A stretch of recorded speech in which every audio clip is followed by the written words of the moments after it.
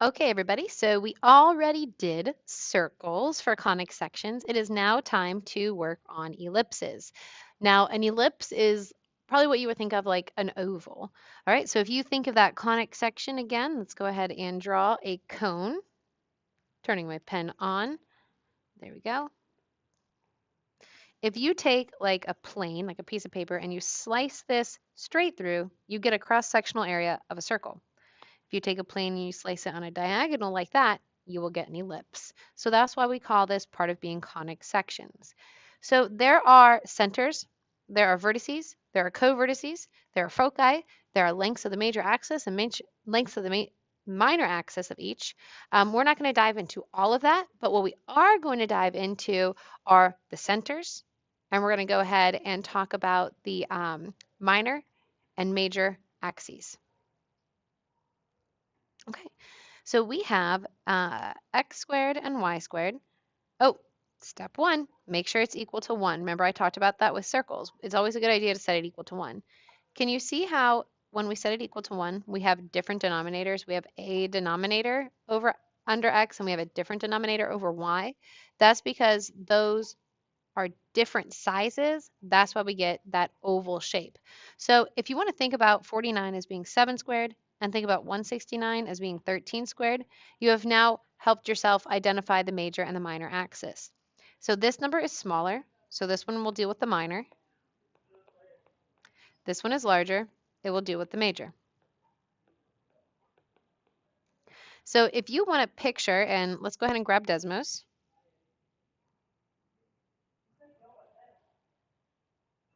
If we type this in there, it was x squared, and it was divided by 49. And then we added y squared, and that was divided by 169. And that equaled 1. What you're going to notice is this oval shape. You can see it's much taller than it is wider, and that is because the width has to do with the x and the minor axis, and the height has to deal with the y or the major axis. Let's go ahead and talk about this a little bit more. So the minor axis is 7 units long on the left and it's 7 units long on the right, meaning that the minor axis has a total width, because it's under x, of 14 units. The major axis has a height of 13 and a depth of 13, so the major axis is 26 units large. And if you looked over here at Desmos, sure enough, I just lost it. If you look over here at Desmos, this item is, if we zoomed in, it goes from negative 13 to positive 13 in the y direction, therefore 26 units, and it goes from negative 7 to positive 7, therefore 14 units in width. All right, let's do number 3. Did I talk about the center? I did not talk about the center. I'm sorry. Someone like apparently threw something down the stairs next to me. So the center is located at 0, 0 because there's nothing being added or subtracted to x or y. So we're going to identify the center and we're going to identify the size of the major and the minor axis. The vertices we could come up with, I'm not overwhelmingly concerned about them. You can discuss that. Maybe we'll even talk about those further in another video. Okay? But for right now, let's focus on the center. So number 3, the center, see how there's, first of all, is this equal to 1? Yes, it is. It has to be equal to 1. The center is at 0, 0. Now, which one's smaller? The 30 is smaller, right? So this time, this one's going to be our minor axis. So in other words, it's going to be short, and the 95 is our major axis. So it's going to be short but wide. And in fact, I would encourage you to go to Desmos and type it in just so you can see what the shape is going to look like. Notice the adding sign between x squared and y squared. When there's an adding sign or a positive sign between x squared and y squared, it's going to be either a circle or an ellipse. Probably the next shape we need to talk about is a hyperbola. It will have a minus sign between them. Look at me. I need to be able to do 2 things at once. Okay, so just like I said, this one's going to be wider than it is taller because underneath of x is a bigger number than underneath of y. All right, so the square root of 95 is not pretty. It is such a precious noise.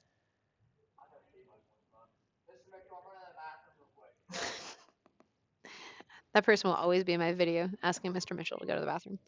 All right, so the square root of 95 is 9.7, let's say 9.75, and that will be approximate.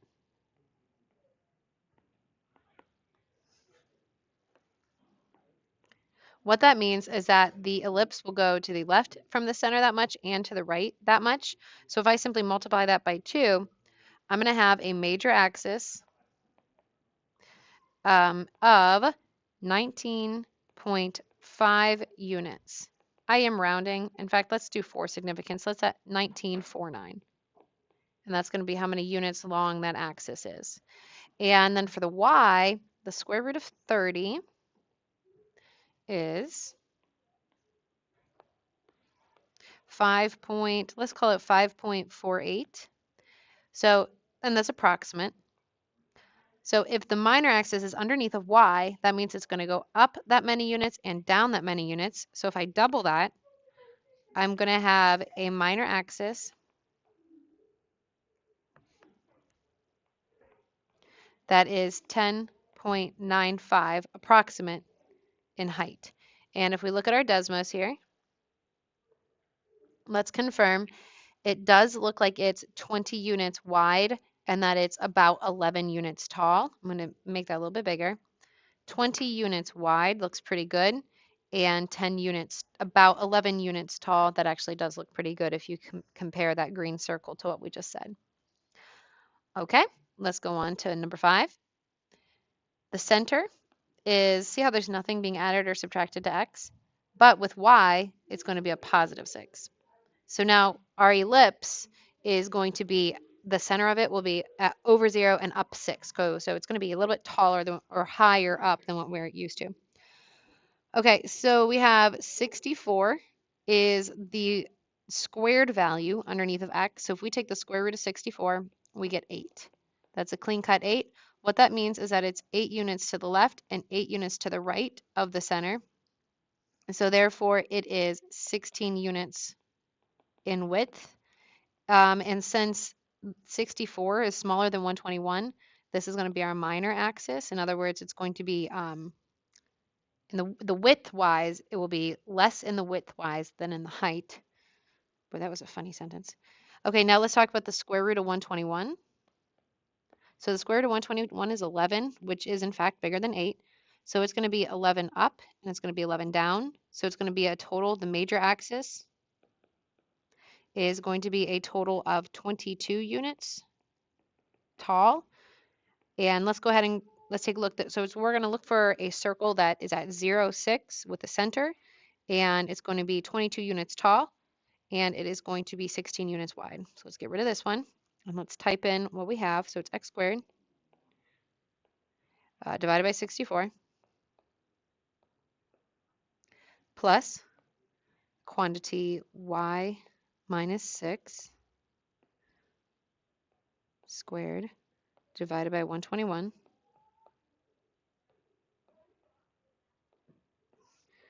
equals 1. I should have reminded you, like remember we always need it to be equal to 1.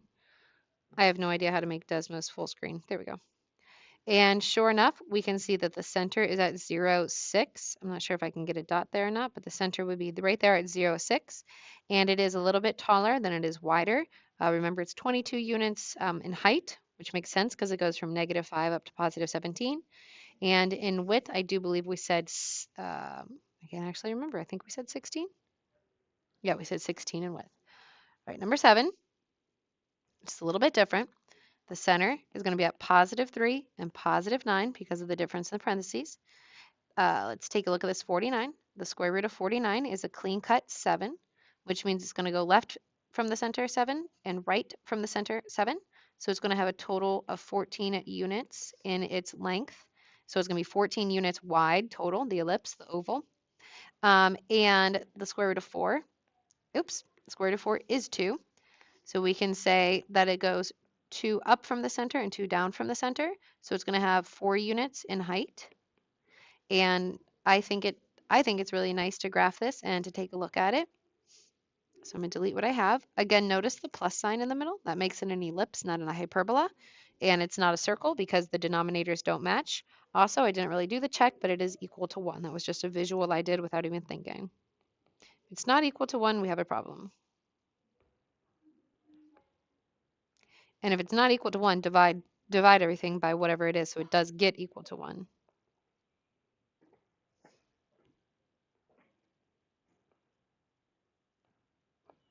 It is my hope that you're plugging this in, Desmos as well, and not just watching me. Oh, that's unfortunate.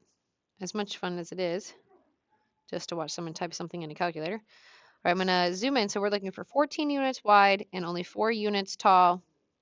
And sure enough, that does look pretty good. And then it matches its center where it should. Okay, take a look at number 9. It's time for us to graph. So what we'll do is we'll go ahead and find the center. This one's not too bad. There's nothing being added or subtracted in with x and y. So remember, it is equal to 1. So this is going to be the minor axis because it is, oh, I didn't label that in the last one. I'm sorry. This one's the minor. This one's the major. The bigger one's the major. The smaller one is the minor. And this one's going to be the major. The square root of 4 is 2, and the square root of 9 is 3. Remember, that's how far you go from the center. So if I'm going to put my 0, I'm going to put my circle in 0, 0. I'm going to go 2 to the left. I'm going to go 2 to the right. I'm going to go 3 up. I'm going to go 3 down. And I'm going to make a really embarrassing oval. I don't think that was that bad. All my ellipses always look like eggs. All right, let's try again. Okay, so center is at 0, 0. And let's see, the square root of 36 is 6, so that means I'm going to go left and right 6. The square root of 25 is 5, so I'm going to go up and down 5. This one's my major. This one's my minor. Let's go to 0, 0. Let's go 1, 2, 3, 4, 5, 6. Left, right, 5 up, 5 down. Again, let's embarrass myself when trying to draw this ellipse. That's not too bad. Okay. Don't know if we're following the directions. Yeah, it just says to graph them, which we're doing so well. Okay, so we have a center at 0, 3. And we have a major axis associated with the 49. The square root of 49 is a 7, so it's going to go left 7 and right 7. We have a minor axis associated with a 16. It's going to go up 4 and down 4, remember, because you do the square root. It is set equal to 1. If it wasn't set equal to 1, we would change that. So let's put our center at 0, 3. Let's go left and right 7. That part's not too hard. Okay, 7. Up and down 4. 1, 2, 3, 4 up, 4 down. And again, it's time to watch me draw a very embarrassing ellipse.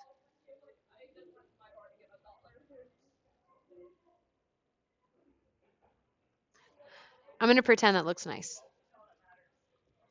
If any of you perfectionists find a way to actually perfect that, please let me know. Okay, 15. I think you're kind of understanding what's going on. So I'm not going to do 15, but I do expect you to do 16. If you have questions and you think, hey, you should have done 15, I don't know how to do it, let me know. We'll do it one-on-one together. I'll show you how to do that, okay? The major axis is at under x, so it would be wider than it is taller. All right, I did not do these in the last video. And shame, shame, shame. I think it's probably time to do this now. And you are just going to just very, very, very much love it. That's what I heard. All right. First thing, set it equal to 0, folks. So I'm going to bring the 2x squared over. I'm going to bring my 8x over. I'm going to leave a space.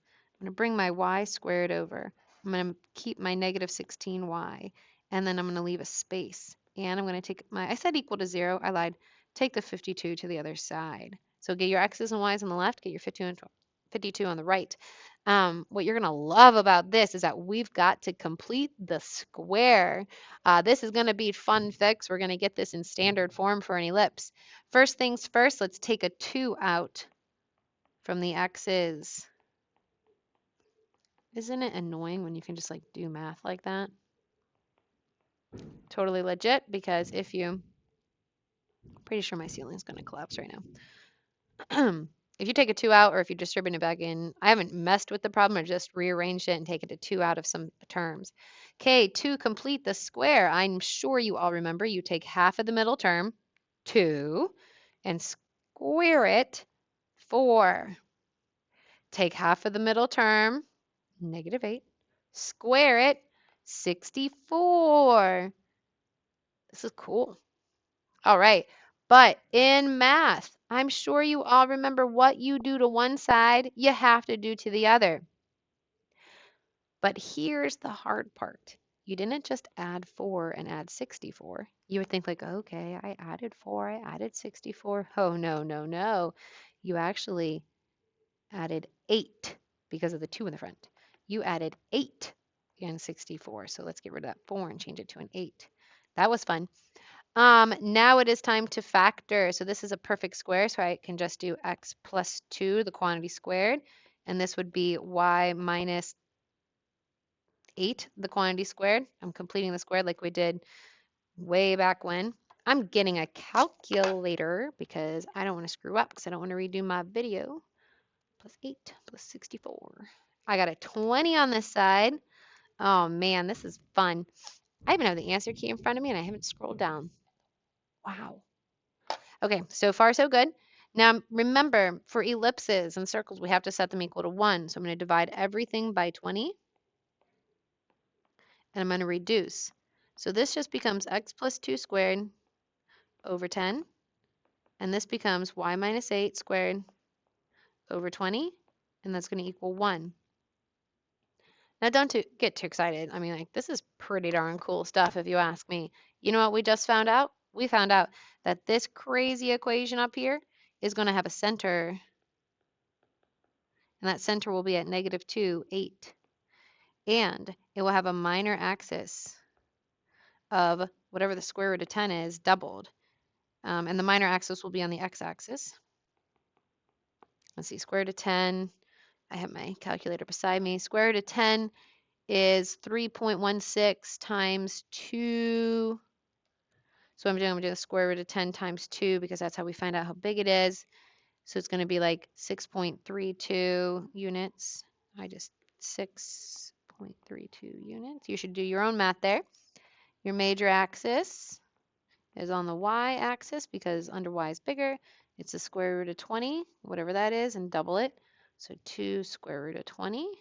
Oh, this is fun. 8.94. Now what we're going to do is we're going to see if I did this right. Are you excited? Me too. To check if I did this right, I'm going to type in the original, -16y plus 52 equals -2x squared minus 8x minus y squared. I'm going to be so happy if I didn't screw this up. Ooh, okay, okay. Oh, does that look good? I think it does. All right, let's look at number 2. I'm going to just make sure they graph right on top of each other. X plus 2 squared divided by 10 plus y minus 8 squared divided by 20 equals, all right, you ready? Here we go. Is it going to graph the exact same spot? Yes, it did. You can see that the green graphed right on top of the blue, so I know I did it right. So there is your equation in standard form for an ellipse. And here's your center, your minor axis size, and your major axis size. And I don't know about you. I think that was pretty fun. And then 19's already done for you, so you don't have to do 9. Like, I'm not going to do 19. I think by now I think you know what's going on. But 18 and 20, I hear them calling your name. Do you hear it? Students, students, I do too. So you have 10 problems to do. You're going to do the evens. And you know what else? You're going to like it. Have a great day, everybody.